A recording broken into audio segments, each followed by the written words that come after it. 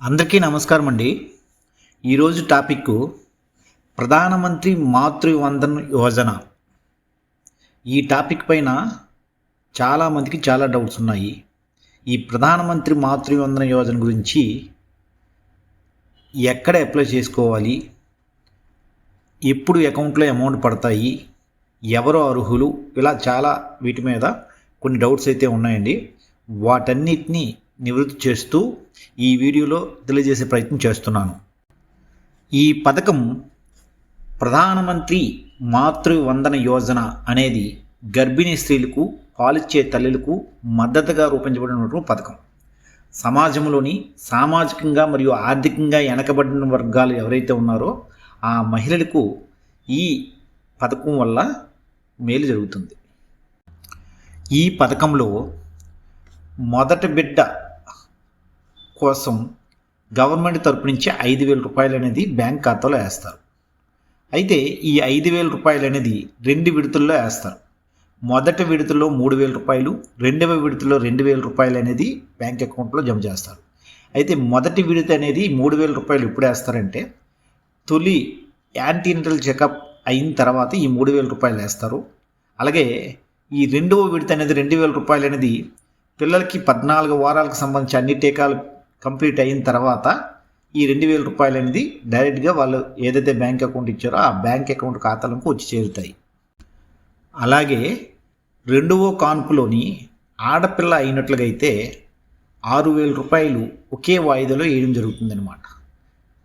ఇది ఆడబిడ్డ రెండో కాన్పులో ఆడబిడ్డ పుట్టిన తర్వాత 14 వారాల్లో సార్వత్రిక రోగ నిరోధక శక్తిని పూర్తి చేసిన తర్వాత ఒకే విడతలోని ఇవ్వబడుతుంది. రెండవ కాన్పులోని ఆడపిల్ల జననం అయితే 6,000 రూపాయలు అనేది ఒకే వాయిదాలు వేస్తామని చెప్పాం కదండి. అయితే ఒక లబ్ధిదారుకు సంబంధించి రెండవ కాన్పులోని కవలలో కానీ లేదా ముగ్గురు కానీ నలుగురు కానీ పిల్లలు ప్రసవించినట్లుగా అయితే అందులో 1 లేదా అంతకంటే ఎక్కువ మంది ఆడపిల్లలు ఉన్నట్లుగా అయితే ఈ రెండవ ఆడపిల్లలకు ప్రోత్సాహాన్ని అందుకుంటారనమాట.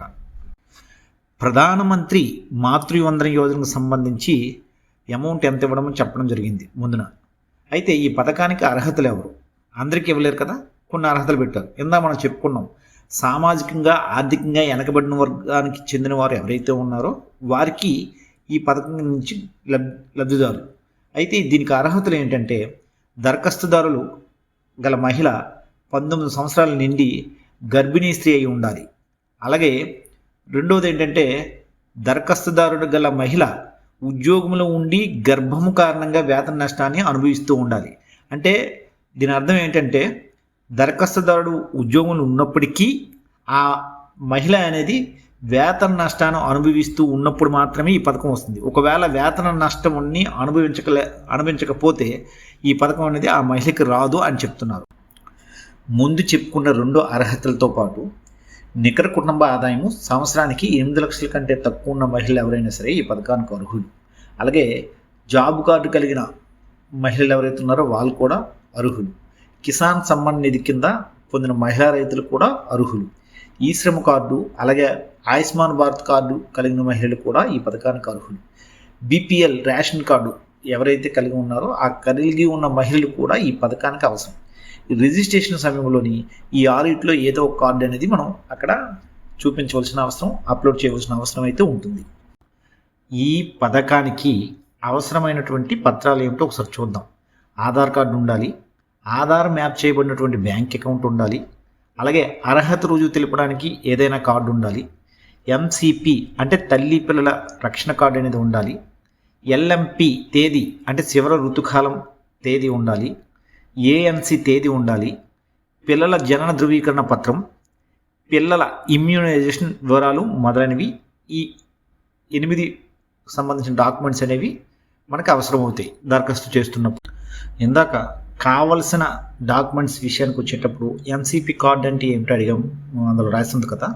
ఈ ఎంసీపీ కార్డు అనేది ఏంటంటే తల్లి మరియు పిల్లల రక్షణకు సంబంధించిన కార్డు. మొదటి 5 సంవత్సరాల్లో పిల్లలకి ఇవ్వాల్సినటువంటి ఇమ్యూనైజేషన్ షెడ్యూల్, అలాగే విటమిన్ ఏ మోతాదులు ఏ టైంలో ఇచ్చారనేది ఈ సమాచారం మొత్తాన్ని కూడా ఈ కార్డు అందిస్తుంది. ఈ చార్ట్లో ఉన్నటువంటి బాక్సులు ప్రతి రకమైన టీకా ఇవ్వాల్సిన తేదీ, ఇచ్చిన తేదీ, వయసును సూచిస్తాయి. ఈ కార్డు అనేది మ్యాండేటరీ, కంపల్సరిగా జాగ్రత్త పరచుకోవాల్సిన అవసరం అయితే ఉన్నది ప్రతి తల్లి కూడా. గర్భధారణలో ఏఎన్సి తేదీ అంటే ఏమిటి? ఈ ఏఎన్సి తేదీ కోసం గర్భిణీ స్త్రీ యొక్క ఇంటికి ఏఎన్ఎం గారితో ఆశా వర్కర్ వెళ్ళిన మొదటి సందర్శన ఏదైతే ఉందో ఆ సందర్శన నమోదు గర్భం అనుమానించబడిన వెంటనే ఈ సందర్శన అనేది జరగాలి. ఈ పథకానికి దరఖాస్తు చేస్తున్నప్పుడు రిజిస్ట్రేషన్ సమయంలోని ఈ ప్రాసెస్ అంతా సజావుగా సమర్థవంతంగా సాగడానికి ఆధార్తో లింక్ అయినటువంటి ఫోన్ నెంబర్ ఏదైతే ఉందో ఆ మొబైల్ నెంబర్ తప్పనిసరిగా ఉండాలి. ఈ పథకానికి దరఖాస్తు అనేది ఎన్ని రోజుల్లో అప్లై చేసుకోవాలి? లబ్ధిదారుడు ఈ పథకం కింద ప్రయోజనాల కోసము ఎల్ఎంపి తేదీ నుండి 730 రోజుల్లోపు లేదా బిడ్డ పుట్టిన తేదీ నుండి 460 రోజుల్లోపు ఎల్ఎంపి తేదీ అందుబాటులో లేని పక్షంలో ఈ పథకం కింద ఉన్న అన్ని ఇతర అర్హత ప్రమాణాలకు లోబడి దరఖాస్తు చేసుకోవచ్చు. ఇప్పటివరకు ఈ పథకానికి వివరించే ప్రయత్నం చేశాను. కొంతమంది అప్లై చేసిన వాళ్ళకి కొన్ని డౌట్స్, అమౌంట్ రాకపోవడానికి కొన్ని కారణాలు ఉంటాయి. ఆ కొన్ని కారణాలు అనేవి ఇక్కడ మరింత సమాచారం కోసం మీకు ఇవ్వడం జరిగింది. ఒకటి, అబార్షన్ నిర్ధారణ జరిగితే భవిష్యత్తులో ఏదైనా గర్భం దాల్చిన సందర్భంలో లబ్ధిదారుని తాజా లబ్ధిదారు కింద పరిగణిస్తారు. ఒకవేళ ప్రసవంలో కవలలు జన్మించినా సరే ఈ పథకం కింద ప్రయోజనాలు పొందవచ్చు. దురదృష్టవశాత్తు బిడ్డ బతికిన సందర్భంలో మిగిలి ఉన్న వాయిదాలకి అమౌంట్ అనేది రాదు. మీ యజమాని నుండి ఏదైనా పెయిడ్ మెటర్నిటీ స్కీమ్కి సంబంధించి లేదా పెయిడ్ మెటర్నిటీ లీవ్ని పొందుతున్నట్లుగా అయితే ఆ సందర్భంలో మీరు ఈ స్కీమ్కి అనేది అర్హులు కాదు. 1వ మరియు 2వ విడత క్లెయిమ్ చేయడానికి మదర్ చైల్డ్ ప్రొటెక్షన్ ఎంసీపీ కార్డులో ఉన్నటువంటి ఎల్ఎంపి తేదీ అనేది తప్పనిసరి. ఎల్ఎంపి తేదీని అందించకపోతే లబ్ధిదారుడు 1వ మరియు 2వ విడత క్లెయిమ్ చేయడానికి అర్హులు కాదు.